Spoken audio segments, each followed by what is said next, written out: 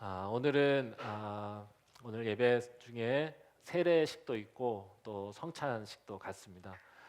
우리가 이러한 세례식, 성찬식 이것은 우리 개신교회가 이야기하는 거룩한 성례전 두 가지 모두를 오늘 다 한다는 뜻입니다.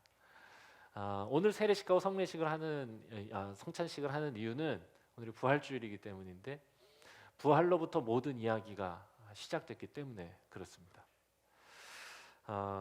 벌써 19년 전의 이야기가 됐습니다. 19년 전 아내와 함께 6개월간의 세계 여행을 하면서 가장 기억에 남는 순간이 있다면 뭔가 제 눈을 사로잡는 대단한 풍경을 만났을 때가 아니라 뭔가 이 마음을 사로잡는 뭔가 깨달음을 얻었을 때다, 이런 생각이 듭니다. 물론 멋진 것도 많이 봤고 낯선 거 이런 거 많이 봤어요. 여행 시작하고 한 2달쯤 되었던 거라고 기억합니다.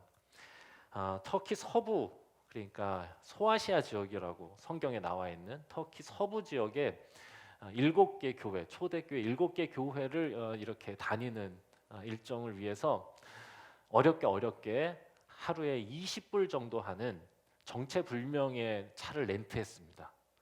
굴러갈까 싶은 차였는데 그래도 잘 굴러갔습니다. 그래서 그 차를 갖고 막 이렇게 교회를 돌아보는 시간이었는데 교회의 흔적을 보고 싶어서 그랬던 거거든요.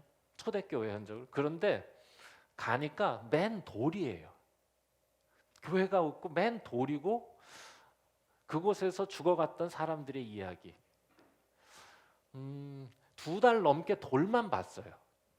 이집트에서 큰 돌을 봤고 이스라엘에서 좀 특이한 돌들을 봤어요. 깨진 돌, 쌓인 돌, 뭐 이런 거를 본 거죠. 그러니까 여행이라는 게 2달 동안 한 거는 결국에 돌들을 찾아다닌 거고, 성경 말씀이 생각이 나네요. 너희들이 말 안 하면 돌들이 말하게 하겠다 그랬는데 돌들이 말하는 소리를 들으러 돌아다닌 거나 다름없죠. 그런데 그 돌들이 말하는 소리들이 좀 쌓였던 것 같아요. 그러니까 초대교회를 다니는데 다니는 곳마다 기억이 나고 새겨지는 이야기는 뭐냐면 그곳에서 있었던 성도들이 핍박과 박해 중에도 자신의 신앙을 버리지 아니하고 끝까지 신앙을 지켰을 뿐 아니라 거룩한 죽음을 맞이했다는 이야기들을 가는 곳마다 경험하는 겁니다. 대림구유라고 하는 지하 이 동굴이라든지 혹은 서머나 교회의 폴리캅이라든지 이런 분들의 이야기를 들으면서 가슴이 뜨거워졌던 거죠. 그 돌들의 이야기가 들린 거예요. 근데 그게 가만히 쌓였나 봐요. 마지막 교회였다고 생각이 드는데 버가모로 가는 길에 그게 터져 올라왔습니다. 정말 이게 맥락 없이 터져 올라왔어요. 왜냐하면 모든 게 지금도 너무 선명하게 기억이 나는데 그 20불짜리 덜덜거리는 차 렌트카를 가지고 굉장히 고즈넉한 길을 가고 있었는데요. 아담한 호수, 굉장히 맑은 날이었고요. 예쁘게 듬성듬성 심겨져 있던 나무, 그 사이에 앤틱하게 있었던 벤치들이 다 기억나요. 그걸 보면서 참, 야, 이거 경치 참 아름답다 이러면서 천천히 그 길을 가는데 맥락 없이 터져 올라온 거죠. 그래서 그 길가에 차를 세우고 가만히 울었습니다. 그 날이 제일 기억에 남고, 그 날이 솔직히 이 여행은 제가 목회를 하기 위해서 아내와 함께 결단하고 갔던 여행이었어요. 다니던 회사 다 그만두고 있던 거 다 정리하고 완전히 우리의 삶을 처음부터 다시 시작하자 그래서 경제 상황도 완전히 제로 베이스로 만드는 일이었거든요. 그러니까 목회를 시작하려고 갔던 여행 중에 가장 기억에 남는 순간이 그 순간이었다 이거예요. 왜냐? 처음 교회를 세웠던, 정확히 말하면 교회가 되었다 말하는 게 맞습니다. 처음 교회가 되었던 사람들이 그토록 전하고자 했던 메시지가 예수님의 부활이었다는 걸 그 길을 가다가, 아니 뭐 기도하다가 예배 드리다가 말씀 듣다가 이런 게 아니고 맥락 없이 그냥 그 예쁜 벤치를 보다가 호수를 드라이브 하다가 맥락 없이 터져 나온 거예요. 그때 깨달았어요.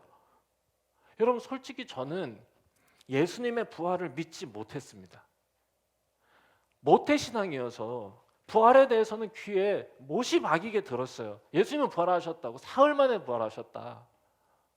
6월절 어린 양이 되셨다. 못이 박이게 들었어요. 그런데 그걸 역사적 사실이라고 받아들일 수가 없었어요. 왜냐하면 도무지 죽은 사람이 살아난다는 이야기가 상식적으로 들리지 않았기 때문에 그렇습니다. 이건 모든 사람들이 다 알고 있는 바죠. 어떻게 죽은 사람이 다시 삽니까? 그 의학적으로 설명이 안 되지 않습니까? 차라리 제자들이 성경의 예언이 성취됐다고 조작하기 위해서 몰래 밤에 경비병들이 잠든 시간에 무덤 문을 열고 시체를 훔쳐갔다는 이야기가 더 일리 있게 들렸습니다. 아니면 예수님의 죽음에 충격을 받은 제자들이 그들의 의식 속에서 예수님을 부활시켰다 라고 하는 말이 더 그럴듯해 보였어요. 의식의 부활, 정신의 부활이었다라고 하는 이야기가 훨씬 더 근사하게 들리는 거죠. 그 철학의 힘이, 그 정신의 힘이 제자들을 변화시켰다라고 이야기하는 게 얼마나 멋있어 보이나 이렇게 생각했어요. 어려서 그런 겁니다. 사람을 몰랐던 거죠. 그런데 그날 차를 타고 가다가 문득 그런 생각이 든 겁니다. 무슨 생각이냐? 그렇게 무덤 문 열고 거짓말을 만들어내고 정신적으로 내가 부활시켰으면서 예수님이 진짜로 부활했다고 말을 하는 것 자체가 그게 가능하기나 할까? 자신들이 만들어낸 거짓을 말하다가 사람들이 죽을 수 있을까? 살기 위해서 거짓을 말하는 경우는 있고 거짓을 말하다가 살기 위해서 진실을 말하는 경우는 있어도 아니 자신들이 지어낸 거짓말을 위해서 죽는다는 게 가능한 일인가? 그럴 수 없죠. 여러분 거짓말이라고 하는 거 자기를 위해서 하는 거 아닙니까? 자기를 위해서 지어낸 말인데 자기 생명을 잃을 상황에서 뭘 위해서 여러분 그걸 지키겠습니까? 그때 생각이 들었어요. 만약 부활이 없다면 제자들의 그 행동은 납득이 되질 않는다. 만약 부활이 없다면 초대 교회가 되었던 그 사람들의 순교가 설명되지 않는다. 만들어낸 이야기, 전해 들은 이야기를 가지고 자신의 생명을 거는 사람들은 세상에 없다. 아, 나는 지금까지 이 모든 걸 부정하며 살아왔던 거구나. 내가 생각하기에 근사한, 내가 생각하기에 일리 있는 것을 붙들면서 정말로 하나님이 역사하시고 성경에 알려주신 이야기들을 내가 모조리 다 부인하고 있었구나. 여러분, 부활을 부인하면 성경의 모든 이야기가 이해되지 않습니다. 그 부활이 믿어지기 시작한 거예요. 그 순간에. 그래서 저에게 여행이 의미가 있어졌어요.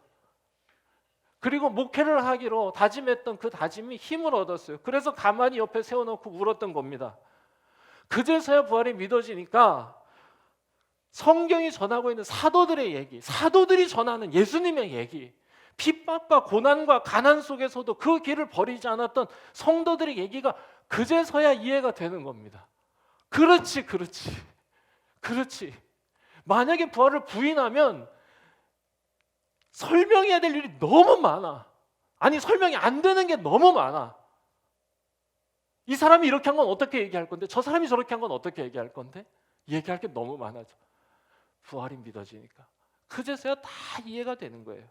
여기까지 생각이 이르렀을 때 제 자신이 너무 부끄러워서 더 운전할 수가 없었던 겁니다. 그리고 차를 세워놓고 가만히 울었어요. 가만히. 뭐 막 대단하게 막 이렇게 하지도 않았어. 그냥 가만히 울었습니다.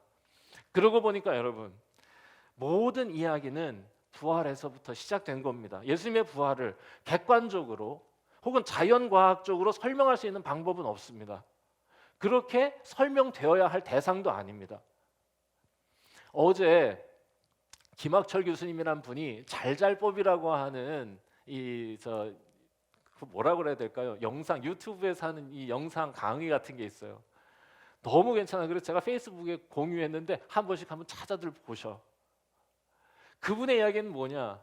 역사적 사실이라고 하는 건 개연성, 그리고 기록, 그리고 그것들의 일관성, 이걸 가지고 증명한다는 거예요. 그리고 이걸 증명하려 하면 반대를 질문하면 된답니다. 만약 부활이 없었다면? 이라고 질문을 했을 때 기록, 개연성, 일관성들이 너무 많은 문제를 일으킨다면 그럼 그 가정이 잘못됐다는 거지. 그래서 이 역사적 사건을 얘기하면서 훈민정음을 세종대왕이 창조하지 않았다라고 했을 때 해결되는 문제가 있다면 왕이 그렇게 바쁜데 어떻게 그렇게 그 사람이 그렇게 천재가 아닌데 그걸 어떻게 라고 하는 이 단순한 문제들은 해결이 되지만 그 외에 조선왕조실록이라든지 다양한 역사 기록들에 있는 것들을 전부 부정해야 된다는 거지. 마찬가지로 부활도 나는 역사적 사실이라고 자신 있게 말씀드릴 수 있다 라고 하는 거예요. 연세대 신학과 교수님이신데 그분의 근거들을 얘기할 때 그게 그렇게 마음에 와닿더라고. 성경의 기록들 하나하나가 만약에 부활이 없었다면 이라는 가정을 던졌을 때 해결해야 될 문제가 너무 많아지는 겁니다. 그리고 성경 여기저기에 일관되게 기록되고 있는 그 모든 이야기들의 개연성을 다 깨뜨리고 있기 때문에 부활을 이야기하지 않을 수 없다는 거예요.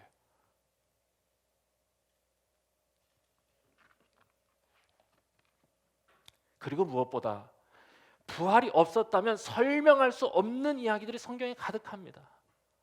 여러분, 성경은 그걸 기록하려고 전해진 겁니다. 예수님의 부활을 전하고 또 그 부활로 인해서 나타난 사람들의 변화를 전하려고 기록됐다 그거죠.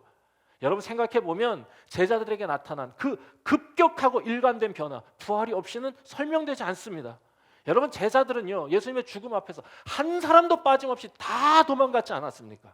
어떤 사람은 샤워하다가 알몸으로 도망간 사람도 있어요. 어떤 사람은 화를 내면서 모른다고 소리친 자도 있었습니다. 살기 위해 도망간 거죠. 무서워서 도망친 겁니다. 그런데 생각해 봐요. 그 사람들이 굉장히 비겁하고 모자라가지고 그랬겠습니까? 아닙니다. 비겁하고 모자라서 그런 게 아니라 우리여도 그랬을 겁니다. 그런데 그들에게 비범하고 급격하고 일관된 변화가 나타난 거예요. 모든 제자들이 두려워서 떠났었는데 어떤 특별한 사건을 기점으로 비범하고 급격하고 일관된 변화가 나타났다. 여러분, 어떤 변화입니까? 한결같이 죽음을 피해서 거짓말하며 도망치던 사람들이 죽음을 두려워하지 않고 증인이 되는 사람으로 바뀌었다 이겁니다. 그리고 전승에 의하면 이 사람들이 전부 다 그 초대교회 사람들이 핍박을 당하며 죽어갔던 것처럼 이 제자들이 먼저 그 씨앗이 되었어요. 순교하였다라고 하는 이 단어는 마터돔이라고 씁니다.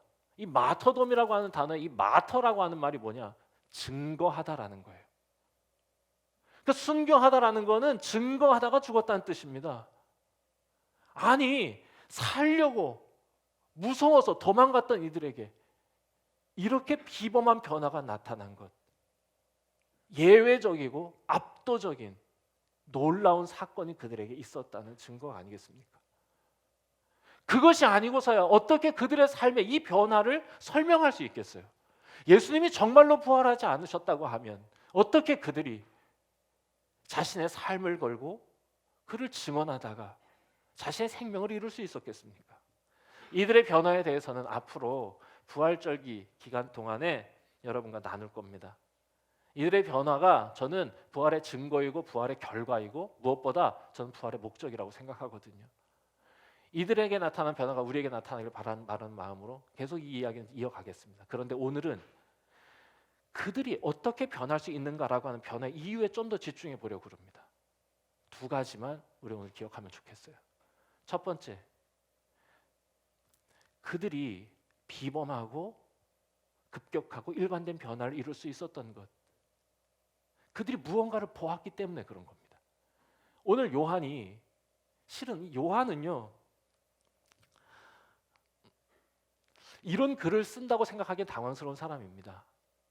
왜냐하면 나대기 좋아해서 예수님 돌아가시 전날 밤에도 그 엄숙한 밤에 예수님한테 기대어서 먹던 사람이고, 또 어떻게든 사람들 앞에 나서가지고 잘 되기를 바라가지고 엄마 찬스 써가지고 특혜 의혹을 불러일으켰던 사람이고,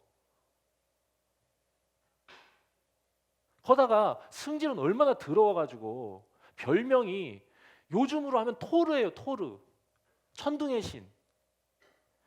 너무 목소리 크고 승질도 더러워.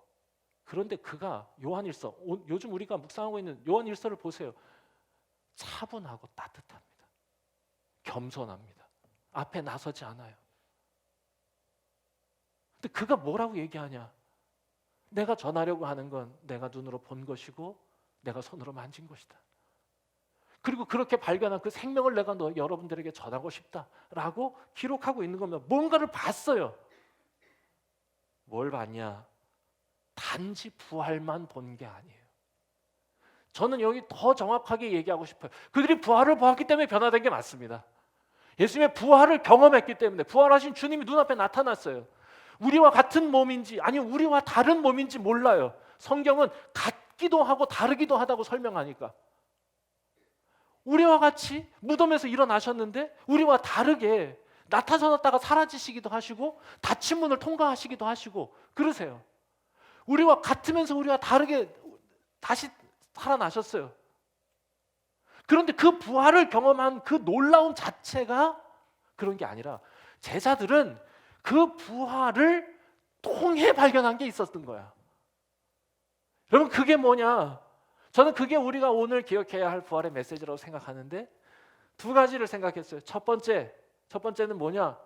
예수님의 부활을 통해 의의 최후 승리를 본 것입니다.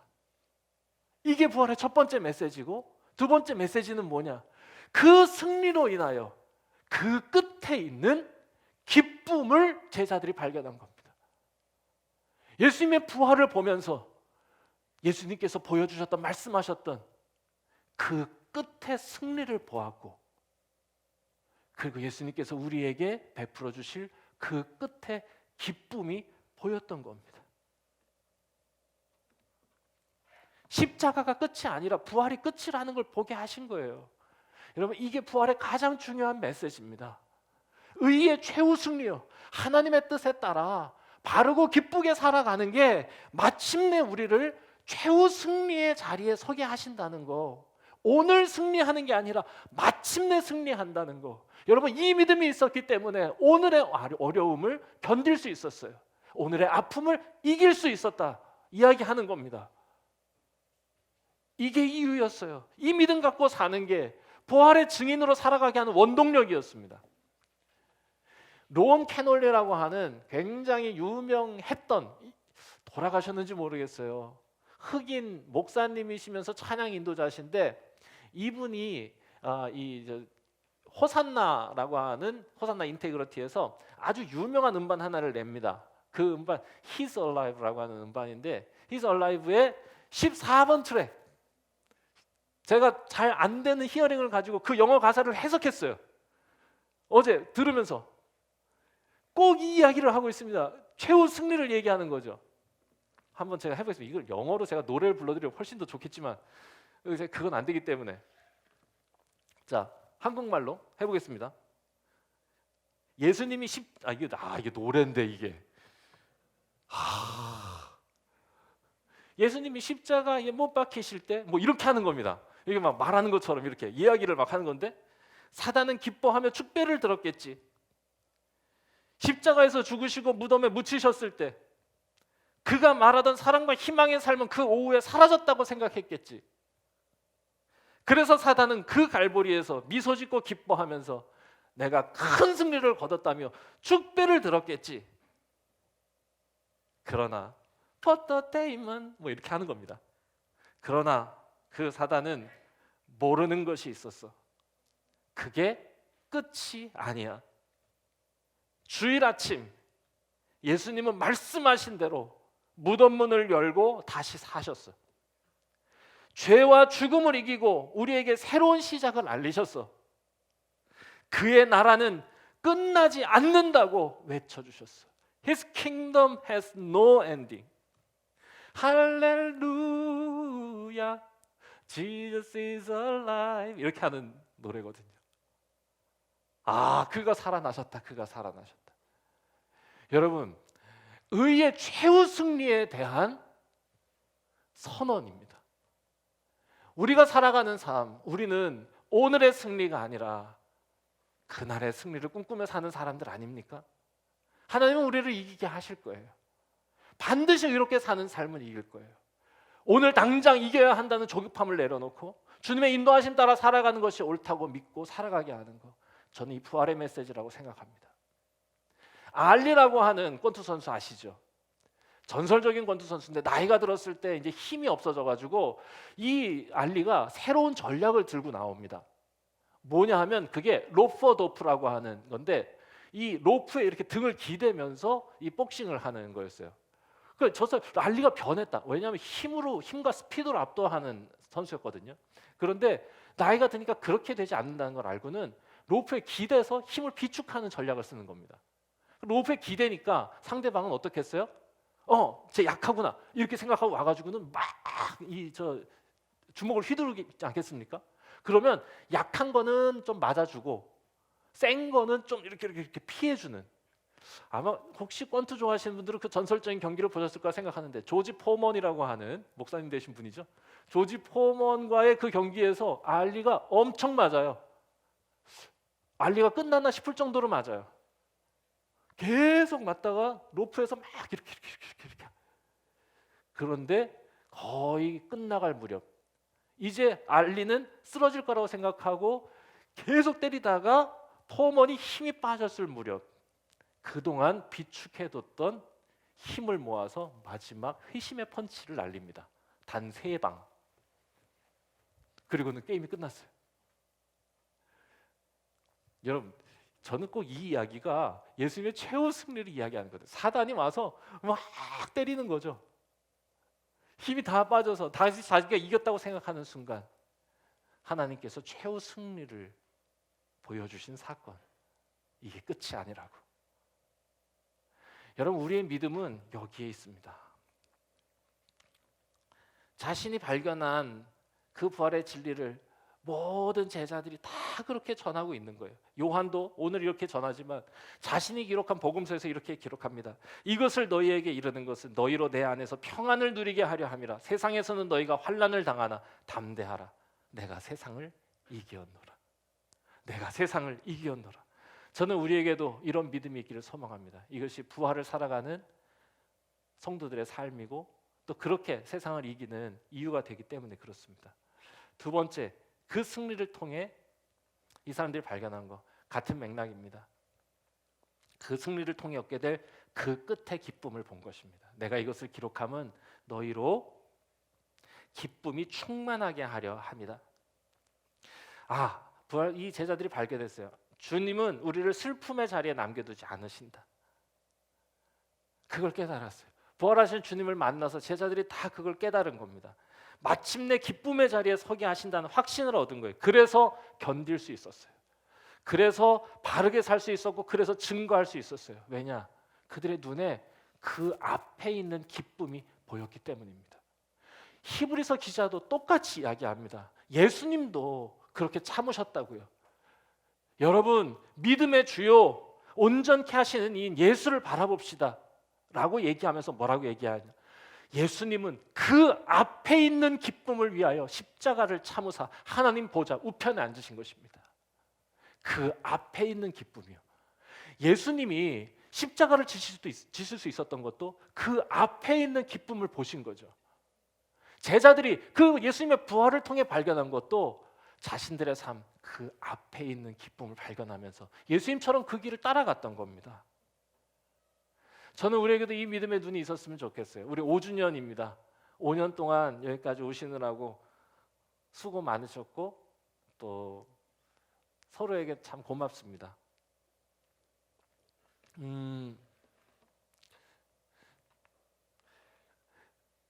그 어떤 교회보다도 우리는 힘든 시간을 보내고 있지 않나 이런 생각해 보거든요.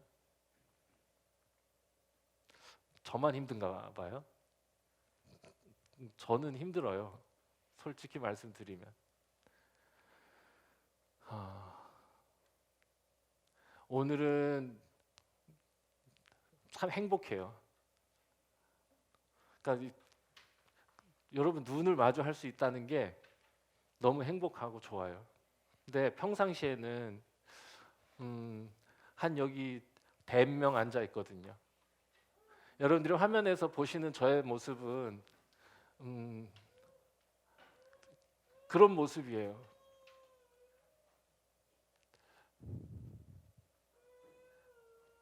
저 화면 너머에서 지금 이 시간을 마주하고 있을까에 대한 생각, 걱정.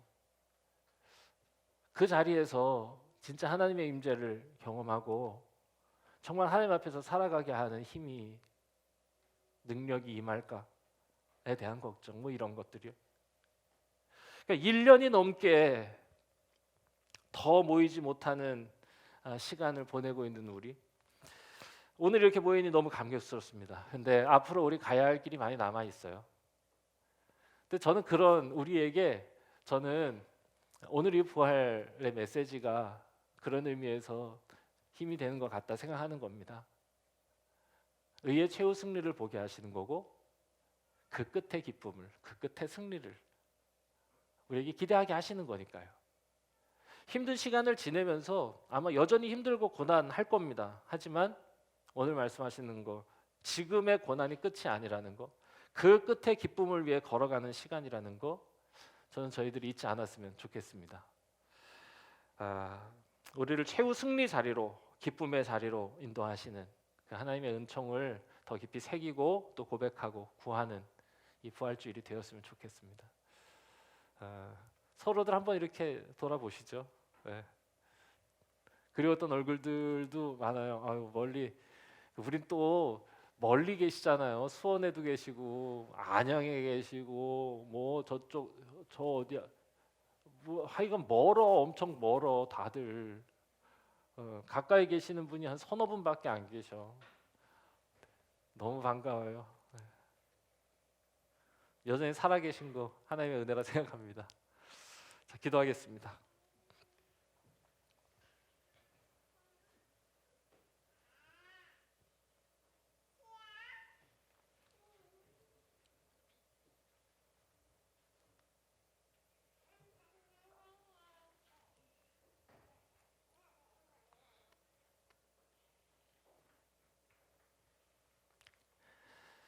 하나님, 우리가 믿음 갖고 살아간다는 것이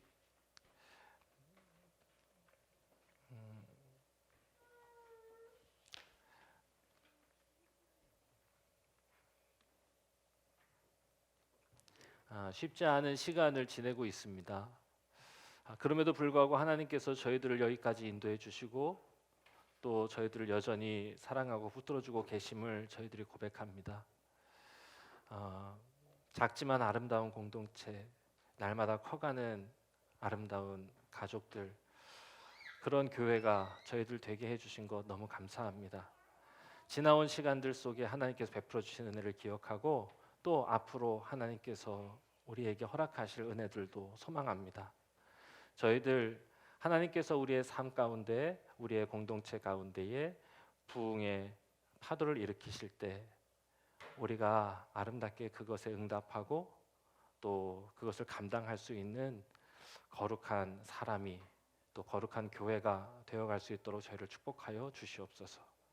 힘들고 어려운 때를 지나지만 그 끝에 승리를 바라보고 그 끝의 기쁨을 소망하는 저희들이 되기를 소망합니다. 주여, 저희들 가운데 임하셔서 인도하여 주시고 여전히 저희들을 축복하여 주시고 사랑하여 주시옵소서. 감사하며 예수 그리스도의 이름으로 기도드립니다. 아멘.